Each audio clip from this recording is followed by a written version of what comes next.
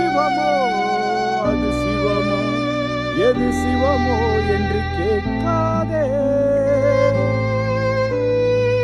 இது சிவமோ அது சிவமோ எது சிவமோ என்று கேட்காதே.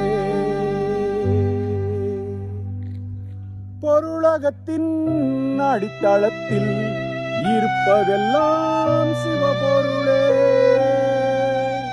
அம்மையும் அச்சன் பின்னிலையில் அன்பின் அடிப்படை சிவபொருளே.